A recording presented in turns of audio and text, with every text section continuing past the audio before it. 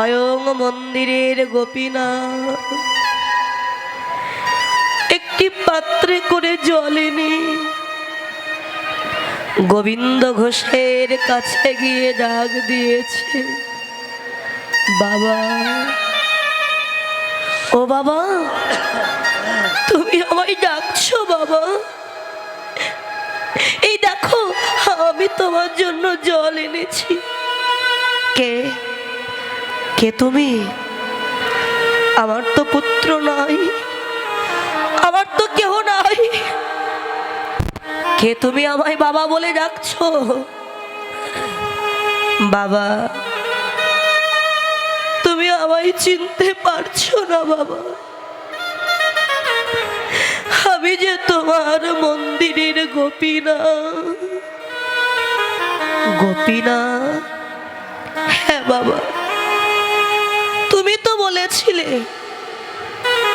তোমার দুটো সন্তান, যদি কোনো পিতার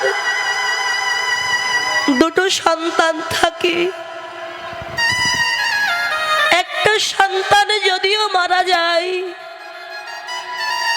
তাই বলে কি সেই পিতা তার অন্য সন্তানকে কি খেতে দেয় না, আদর করে না? তোমার একটি পুত্র মারা গেছে তো কি হয়েছে, আমি তো আছি। তুমি আমাকে এতদিন অনাহারে রেখে দিলে বাবা।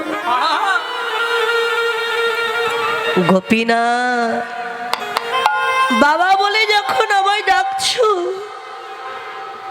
পারবে পারবে আমার মৃত্যুর পরে আমার মুখাগ্নি করতে?